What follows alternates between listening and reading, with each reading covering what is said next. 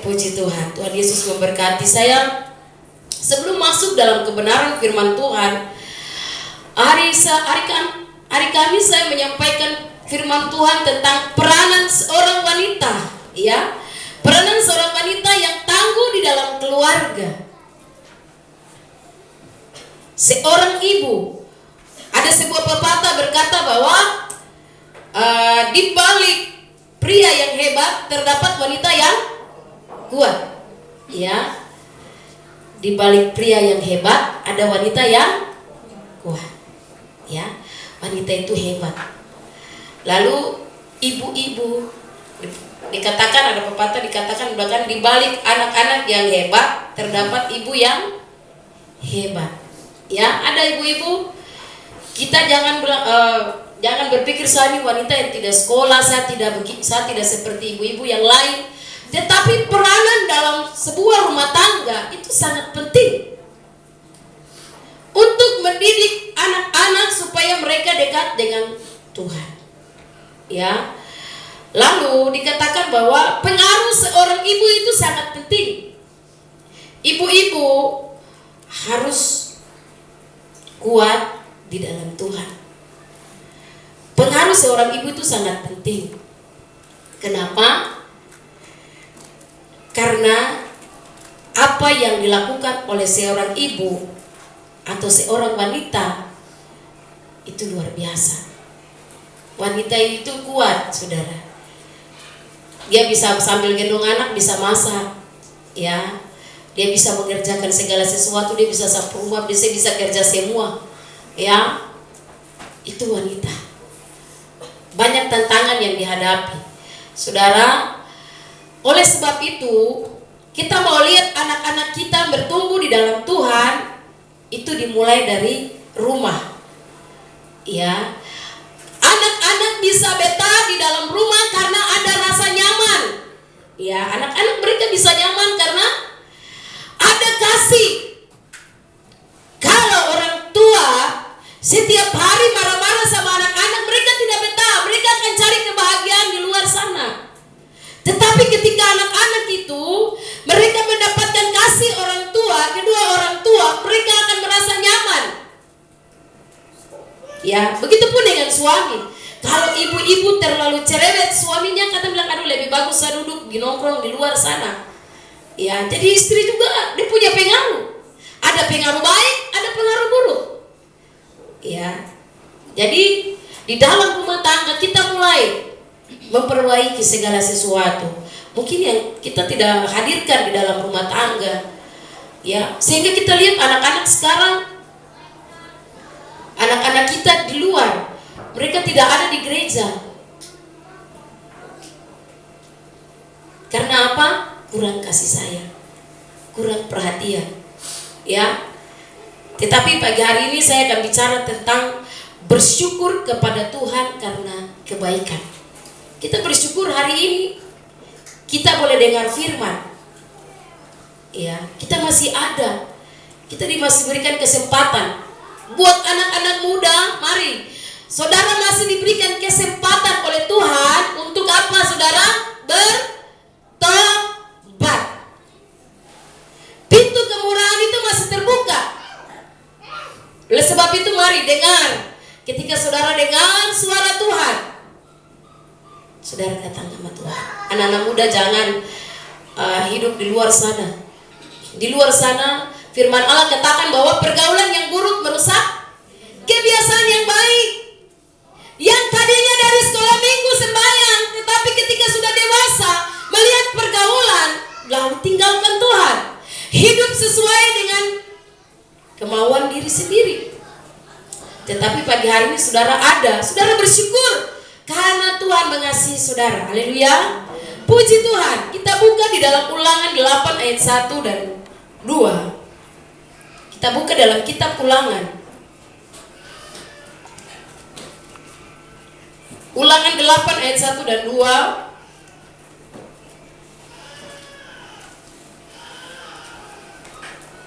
Kalau sudah dapat katakan amin. Amin. Kita akan baca, saudara duduk saja, kita akan baca. Dalam hitungan yang ketiga, 2, 3. Segenap perintah yang kusampaikan kepadamu pada hari ini haruslah kamu lakukan dengan setia, supaya kamu hidup dan bertambah banyak, dan kamu memasuki serta menduduki negeri yang dijanjikan Tuhan dengan sumpah kepada nenek moyangmu. Ingatlah kepada seluruh perjalanan yang kau lakukan atas kehendak Tuhan Allahmu di padang gurun selama 40 tahun ini, dengan maksud merendahkan hatimu dan mencobai engkau untuk mengetahui apa yang ada di dalam hatimu, yakni apa yang engkau berpegang pada perintahnya atau tidak.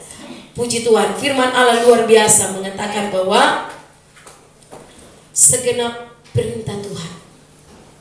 Ya, berarti bukan sebagian, bukan setengah, bukan tuh makan roti lalu saya bagi roti ini sepanggal buat Bapak Gembala, tidak. Segenap, seluruh firman Allah kita harus lakukan. Tetapi dengan apa kita bisa melakukan firman Allah? Dengan kuasa Roh Kudus kita mampu melakukan kebenaran firman Allah. Dikatakan dengan segenap perintah yang kusampaikan kepadamu pada hari ini. Kita harus melakukan perintah Tuhan. Ya, tadi kesaksian yang disampaikan orang bahwa dia harus, Tuhan datang bicara kepadanya, dia harus baptis. Ya, perkataan baptis ini sudah berapa kali kami sampaikan, tapi dia bilang saya belum siap. Ya, tetapi Tuhan bicara. Iya. Jadi saudara, ketika Tuhan menginginkan kita, dia tahu bahwa dia akan merencanakan sesuatu yang luar biasa dalam hidup kita. Amin. Amin. Haleluya. Kita harus ingat bahwa Tuhan menghendaki saya dan saudara supaya kita hidup melakukan kehendak Tuhan. Saya dan saudara harus melakukan kehendak Tuhan. Apa itu kehendak Tuhan? Perintah Tuhan. Saudara, orang yang mengasihi Tuhan, dia akan melakukan perintah Tuhan. Saya kasih contoh saudara. Kalau saudara mengasihi suamimu, apapun yang suamimu katakan, saudara akan lakukan. Ya. Kenapa? Saudara mengasihi dia, saudara sayang sama dia. Begitupun suami dia akan lakukan apa saja bagi istrinya dan anak-anaknya karena dia sayang. Begitupun saya dan saudara. Ketika kita merasa bahwa sesuatu itu, firman itu penting untuk kita lakukan, kita akan mengasihi Tuhan, kita akan melakukan kehendak Tuhan. Haleluya. Saudara, ketika masalah, persoalan, sakit penyakit yang kita alami, pagi hari ini saya mau katakan kepada kita jangan fokus dengan masalah, tetapi kita fokus dengan Tuhan. Kenapa saya katakan kita fokus dengan Tuhan? Saya teringat ketika Paulus dan Silas di dalam penjara, mereka fokus kepada Tuhan, mereka naikkan pujian, penyembahan. Saudara, secara manusia mustahil rantai-rantai itu terlepas dari tangan mereka, penjara ya terbuka, mereka terlepas, mereka bebas, sampai kepala penjara bilang, "Oh, bisa mati sudah nih." Terjadi gempa bumi di penjara itu. Saudara, jadi kalau kita fokus dengan Tuhan, kita lakukan perintah Tuhan, itu kehendak Tuhan terjadi. Saudara, imani firman Allah. Mungkin mustahil bagi manusia, tetapi ketika kita percaya, kita fokus, Tuhan, saya punya masalah, saya punya persoalan, saya punya sakit penyakit yang saya alami hari ini, saya percaya bahwa Tuhan itu besar. Dia mampu mengadakan segala sesuatu. Saudara imani, pasti terjadi saudara. Ketika saudara menyembah Tuhan, saudara memuliakan Tuhan. Oh, betapa indah saudara ketika Rasul Paulus itu dalam tekanan saudara. Siapa yang membela dia? Siapa membela Rasul Paulus dan Silas? Tidak ada. Hanya Tuhan. Hari ini saudara punya masalah, Bapak dan Ibu Gembala tidak bisa membantu saudara, hanya kami membantu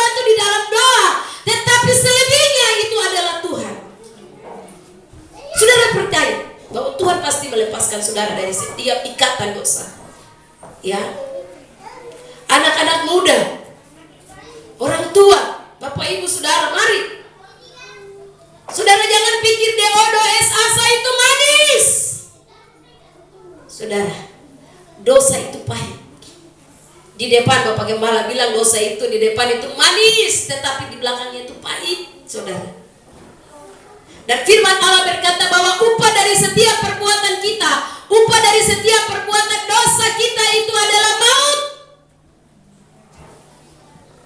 Kalau dosa itu mendatangkan uang bagi saudara, saudara lakukan terus. Tapi saudara dengar firman Tuhan. Pagi hari ini dosa itu mengakibatkan maut. Karena saudara, dosa itu Tuhan masih tegur dengan sakit penyakit, masih Tuhan tegur dengan hamba Tuhan. Saudara dengar, jangan sampai Tuhan kasih cabut nyawa baru saudara bilang aduh itu terlambat. Ya, jadi selagi saudara masih ada sampai hari ini, dengar firman Tuhan. Saudara yang masih terikat dengan dosa, mari lepaskan. Masih terikat dengan minuman keras, lepaskan. Masih terikat dengan apa, rokok, lepaskan. Anak-anak muda, jangan kau merasa bahwa bangga. Saya bisa promo karena saya hebat. Saya mabuk karena saya punya uang, saudara. Saudara, jangan pikir nanti saudara sehat-sehat. Itu merusak tubuh saudara. Tempat di mana ada hidup kita ini tempat Roh Kudus diam. Tuhan yang ciptakan tubuh hati. Izinkan Tuhan ada di hati. Jangan biarkan iblis yang ada di hati. Ya, jadi anak-anak muda sadar dan bertobat. Terima Yesus. Jangan hidup semaunya. Saudara jangan pikir bahwa waktu sekarang saudara hidup. Jangan hidup di dalam dosa lagi. Mari datang sembahyang, cari Tuhan. Kita tidak tahu kapan dan waktunya Tuhan datang. Kalau Tuhan datang, kalau itu lewat WA, Tuhan bilang Bapak Gembala Damai dan Ibu Gembala Damai, aku akan datang tanggal sekian. Pasti Ibu Gembala akan share di WA group. Tapi firman Allah berkata bahwa anak manusia pun tidak tahu, manusia pun siapapun tidak dalam dunia ini, tidak ada yang tahu kedatangan Tuhan Yesus pada kali yang kedua. Tuhan hanya bicara bahwa saya dan saudara harus bersedia, berjaga-jaga di dalam doa. Kita harus seperti 5 gadis yang bijaksana, yang tetap mempertahankan pelita dan minyak. Jangan main-main lagi saudara.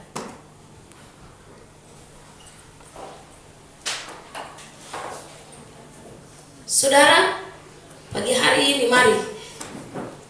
Yang bagian yang pertama yang saya perhatikan di sini adalah saudara di dalam Ulangan 8 ayat 14 itu bicara tentang bagaimana Tuhan merendahkan bangsa Israel. Karena apa? Karena mereka keras kepala.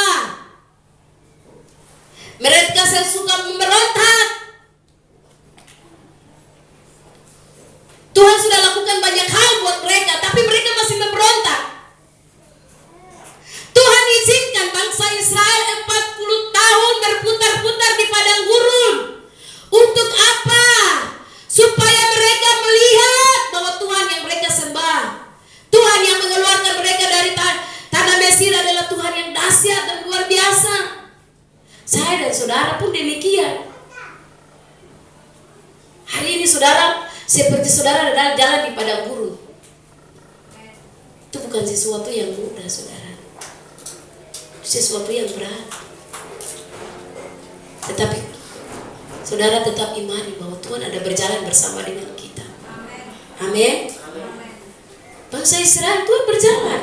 Tuhan kasih apa? Tiang awan dan tiang api. Tiang awan itu di waktu siang hari. Tiang api di waktu malam. Wah, luar biasa penjagaan Tuhan bagi anak-anaknya yang dikasih Tuhan. Saya dan saudara pun dijaga Tuhan. Saudara, Amsal 18 ayat yang ke-12 dikatakan tinggi hati mendahului kehancuran. Jangan jadi orang yang sombong, tidak mau ditegur, tidak mau dinasihati. Siapa itu hamba Tuhan? jadi orang yang sombong. Orang yang sombong itu dia tidak akan dengar nasihat orang tua. Biar orang tua bicara lagi, itu dia kesombongan itu lebih tinggi. Anak-anak muda, jangan tunggu Tuhan pukul dulu baru dengar. Selagi ada orang tua kasih nasihat, dengar baik. Jangan tunggu orang tua pukul dulu. Orang tua bicara, selagi dia masih bicara, dengar. Tindakan yang kedua yaitu orang tua pasti akan lakukan yang namanya pukulan. Ya, dengar. Jadi kalau ada nasihat, teguran dari orang tua, dengar anak-anak muda. Jangan keraskan hati, jangan jadi orang yang sombong. Jangan berkata bahwa orang tua sekolah di mana? SD saja tara tamat. Bodoh. Jangan saudara. Saudara sudah menyalahi firman Allah. Karena firman bilang apa? Hormatilah ayah dan ibumu supaya kau lanjut umur. Kau hidup diberkati Tuhan. Haleluya. Bagaimana kalau kau bilang kau mau jadi gubernur tapi kau hidup begitu-begitu tidak mau sekolah? Bagaimana? Ya, Jimmy bagaimana Jimmy? Yesari bicara-bicara tidak tahu kalau dia punya cita-cita dari TK, dia bilang dia mau jadi gubernur. Haleluya. Dan saya bilang begini, Jimmy, tidak tahu ke depan nanti Tuhan kasih kau jadi gubernur Provinsi Papua Barat Daya. Tidak ada yang tahu. Itu semua ada dalam rencana Tuhan. Mungkin hari ini orang bilang kau hina, kau tidak baik. Tapi kalau kau takut Tuhan, kau hidup cari Tuhan, kau bertobat, terima Yesus, masa depan itu sungguh ada dan harapan itu tidak akan hilang. Jadilah anak-anak muda yang dengar. Jangan dengar firman baru tidak dengar. Lakukan dosa terus. Saudara pikir saudara mencuri itu masuk surga? Tidak. Mencuri itu tidak masuk surga, masuk neraka. Apalagi bohong. Harus dengar-dengaran. Takut akan Tuhan. Terima Yesus. Jadikan Yesus itu yang utama dalam hidup. Kalau sudah salah, mari balik. Kalau sudah salah, lakukan segala sesuatu di luar kehendak Tuhan, mari berbalik. Terima Yesus. Amin. Hidupmu akan diberkati Tuhan. Yang kedua, kenapa masalah itu datang, persoalan itu datang? Karena Tuhan menguji hati. Ya, Tuhan itu menguji hati. Apakah kau kuat kah tidak? Apakah kau ikut Tuhan kah tidak? Saudara, penderitaan yang kita alami itu membuat kita naik. Ya, Tuhan lihat itu naik atau turun atau diam. Masalah itu membuat saya dan saudara semakin naik. Masalah itu saudara jangan tinggal di rumah. Kalau ada ibadah saudara, ada doa saudara datang berdoa di gereja. Tuhan bilang, marilah kepadaku semua yang letih lesu, berbeban berat, aku akan memberikan kelegaan. Kenapa saudara tidak dengar itu? Itu Tuhan yang panggil. Kupu beban besar apa sampai ku tidak datang sama Tuhan? Datang, beban besar apapun. Saudara punya dosa, Tuhan mati di atas kayu salib. Dia tebus dosa kita. Tidak ada dosa yang tidak bisa diampuni oleh Tuhan. Semua dosa bisa diampuni. Tapi saudara, mari, selagi Tuhan masih memberikan suaranya lewat kami hamba Tuhan, saudara dengar dan kembali. Ketika cobaan itu datang, Yakobus dia bilang, anggap itu sebagai suatu kebahagiaan. Bagaimana sama bahagia? Cobaan ini berat, tidak mudah saudara. Siapa bilang kita nggak akan bahagia? Tidak ada. Saya sudah rasa saudara. Tapi ketika kita jalani, ada kebahagiaan, ada sukacita. Masalah, tekanan, persoalan itu membuat saya dan saudara menjadi orang yang bahagia. Karena apa? Kita ada dalam Tuhan. Ya, firman Allah berkata, Yakobus anggaplah sebagai suatu kebahagiaan apabila kamu jatuh dalam berbagai-bagai pencobaan, bahwa ujian itu mendatangkan iman untuk menghasilkan apa? Ketekunan. Saudara tetap tekun di dalam Tuhan. Walaupun cobaan, tantangan, penderitaan, masalah, saudara tetap tekun di dalam Tuhan. Ya saudara bilang, pendeta kok teralami mau apa yang saya alami. Aku bicara gampang. Saudara, sebelum saya bicara kepada saudara itu pun saya sudah alami. Bicara tentang kebahagiaan. Orang bilang saya, wah anak sudah pergi. Bahagia-bahagia sampai. Senang-senang sampai. Tapi orang tidak tahu apa yang kami alami. Apa yang saudara alami. Kenapa saudara bisa bahagia? Karena saudara ada dalam Tuhan. Saudara bisa kuat karena saudara ada dalam Tuhan. Karena firman Allah berkata bahwa di luar Tuhan kita tidak dapat berbuat apa-apa. Jadi saya dan saudara harus di dalam Tuhan. Yang ketiga, kenapa ujian dan tantangan itu ada dalam hidup kita? Masalah itu datang dalam hidup kita. Supaya Tuhan mengetahui apa yang ada di dalam hati kita. Saya tidak tahu jemaat Tuhan punya hati saat ini. Saya tidak tahu, hanya Tuhan yang tahu. Kecuali kalau saudara cerita, ya baru Bapak dan Ibu Gembala tahu. Tapi kalau saudara tidak cerita, ya hanya saudara dengan Tuhan. Sejauh cobaan itu datang, Tuhan ingin lihat hati kita. Apakah kita sungguh-sungguh atau tidak. 1 Samuel 16 ayat 7. Ketika Samuel dia mau mengurapi Daud menjadi raja. Samuel lihat paras. Tetapi Tuhan lihat hati. Mungkin manusia lihat tuh perbuatan, tapi kalau tuh di hati kecil ini ada mau bertobat, puji Tuhan. Ya. Mungkin dalam hati orang hina bilang, kau tidak akan bertobat, kau hidup begitu saja. Tapi kalau dari hati, saudara mau bertobat, saudara mau terima Yesus, saudara mau lakukan firman Tuhan, Tuhan lihat hati. Ya. Tuhan tidak lihat kita punya wajah ini. Ya, tapi Tuhan lihat hati, kesembuhan hati. Mari anak-anak muda yang mau bertobat, terima Yesus, terima baptisan, mari Tuhan lihat hati. Mari perbaiki hatimu. Kalau hatimu sementara ini disakiti, kau sakit hati dengan siapa?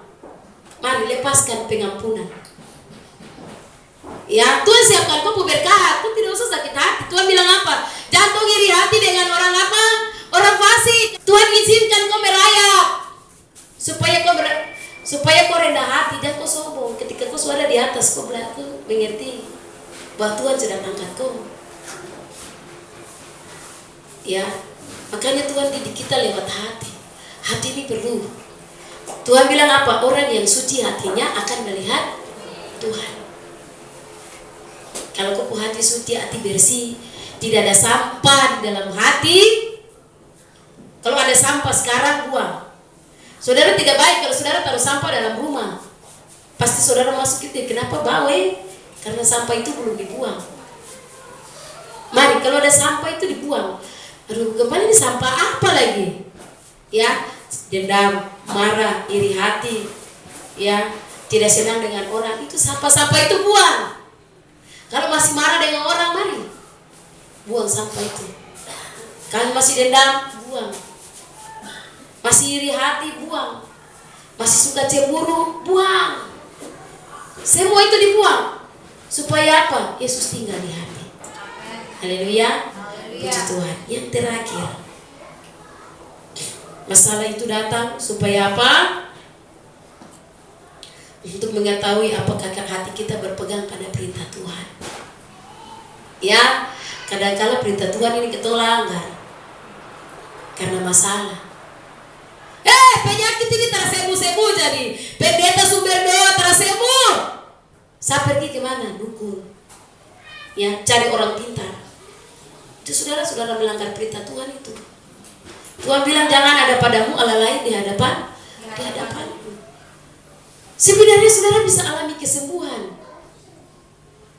Saudara datang di gereja, hamba Tuhan berdoa, sudah percaya iman, tapi saudara punya iman saja yang membuat saudara tidak mengalami kesembuhan. Saya ingat anak Jales. Dek mama bilang ini dokter suka kasih obat bermacam-macam. Minum kemarin tak ada kesembuhan. Muntah obat semua. Dek mama bilang sudah obat itu tinggal. Saya bawa anak ini ke gereja. Dia mau jadi apa biar sudah tua. Saya bawa dia ke gereja. Jadi iman seorang ibu. Jadi begitu kami mendoakan anak Jalnes, saya bilang, Jalnes kau percaya Yesus, hari ini kau sembuh. Puji Tuhan. Tuhan jamah, Tuhan sembuhkan. Amen. Jadi saudara, iman itu, saudara harus percaya bahwa mujizat itu akan terjadi. Amen. Di tempat inilah saudara terima mujizat Tuhan. Itu bengkaknya ini, sudah ini, tidak bisa makan, tidak bisa minum. Bapak Gembala hanya berdoa, Tuhan sembuhkan dia, sembuhkan anak Jalnes supaya dia bisa makan. Saudara, tengah malam dia mama bataria, mama makan. Ya, jadi doa orang benar itu biasa kuasanya. Jadi saudara harus percaya. Ketika saudara berlutut di depan sini, itu berarti saudara sedang menyerahkan sesuatu kepada Tuhan. Tuhan, ini masalah saya loh. Tuhan, ini penyakit saya loh. Jangan saudara berlutut baru saudara tidak percaya. Saudara sudah ada di altar ini, baru saudara tidak percaya mujizat Tuhan. Saudara tidak akan alami pertolongan Tuhan. Karena apa? Saudara ragu. Tapi kalau saudara sudah maju di depan sini, angkat hati untuk Tuhan. Doa kami hamba Tuhan dan imanmu naik di hadapan Tuhan, mujizat akan terjadi. Amin. Amin. Saudara percaya. Saya ingat sekali waktu malam keberapa saya katakan, kenapa Roh Kudus tidak turun? Karena kita tidak percaya. Kenapa? Saya ingat Tuhan bilang begini sama murid-murid, 500 mata yang melihat Yesus naik ke surga, tapi 120 yang menanti janji apa? Tuhan bilang pergi ke Yerusalem, potong Yerusalem sana, berdoa menanti janji Bapa. Mereka pergi, mereka percaya apa yang Yesus katakan. Begitupun saudara. Saudara harus imani apa yang Yesus katakan lewat firman. Kan ibu gembala yang bicara, pendeta yang bicara, kenapa harus percaya? Saudara, kami adalah alat Tuhan yang dipercayakan untuk menyampaikan firman Allah. Amen. Saudara imani bahwa firman itu ya dan amin. Saudara akan alami mujizat Tuhan. Bersyukur hari ini saudara, oleh kebaikan Tuhan kita dinasihati, kita masih disayang Tuhan. Kita bersyukur karena kebaikan Tuhan. Tuhan masih sayang orang. Tadi anak-anak bernyanyi apa? Sabar jalan, sabar kendaraan, Tuhan jaga saya. Seringkali saya merasa bahwa Tuhan tidak jaga saya jalan sendiri, saya punya masalah, kayaknya saya jalan sendiri, tidak ada yang jaga saya, tidak ada yang tolong saya. Ya, bahasa Papua bilang begitu. Tapi Tuhan itu dia jaga orang. Karena firman Allah bilang, aku menyertai engkau sampai pada akhir zaman. Saudara percaya, jangan ragu, percaya Tuhan menyertai saya dan saudara. Hari ini saudara sehat, itu penyertaan Tuhan yang sempurna atas hidupmu. Saudara tidak buang-buang uang di rumah sakit sana. Saudara sehat, itu karena kebaikan Tuhan. Saudara ada dalam pemeliharaan Tuhan. Masalah membuat saya dan saudara semakin naik, ya, bukan semakin turun. Saudara, masalah yang Tuhan hadapi, Bapak dan Ibu Gembala, rasanya Tuhan tak mau melayani. Tuhan bilang Tuhan sudah cukup. Tuhan melayani Tuhan, tapi ini yang Tuhan kasih rasanya pahit Tuhan. Tetapi ketika kita mau melayani, kita mau dekat dengan Tuhan, kita tidak lari, kita tidak tinggalkan Tuhan. Kekuatan itu Tuhan berikan. Amen. Tuhan mampukan. Jadi saudara tetap ada di dalam Tuhan. Amin. Haleluya, puji Tuhan. Ayat terakhir sebagai kebenaran firman Tuhan saya bawakan Mazmur 118 ayat yang ke-1. Kalau ada yang sudah dapat, mari silakan membacakannya. Dan saudara yang lain bisa simak. Mazmur 118. Mazmur 118 Tuhan sebab Ia baik, bahwasanya untuk selama-lamanya kasih setianya. Puji Tuhan. Ya, kita bersyukur ya. Kasih setia Tuhan itu sempurna. Amin. Firman Allah katakan bahwa walaupun kita tidak setia, Allah tetap setia. Tadi pujian di awal, setia-setialah. Nah, setia sampai mati seperti Tuhan Yesus. Ya, gimana? Nona kau nyanyikan pujian macam tuh mau mati kah? Tidak, saudara. Artinya pujian itu memiliki makna. Artinya saudara jangan putus terus sampai di mana Tuhan mau panggil orang, tuh tetap setia. Sebab Tuhan ada dalam Tuhan, supaya firman Allah bilang bersyukur kalau kita mati di dalam Tuhan. Jangan kau mati di luar Tuhan. Kalau kau mati di luar Tuhan, neraka punya. Tapi kalau kau mati di dalam Tuhan, surga punya. Amin. Jadi puji Tuhan. Firman Tuhan bilang apa? Hidup dan mati. Nah, baik hidup maupun mati itu adalah satu keuntungan. Jadi berarti tidak rugi. Saya dan saudara ikut Tuhan. Ya, jadi puji Tuhan. Saya tidak panjang lebarkan firman Allah. Kiranya menjadi berkat buat kita semua.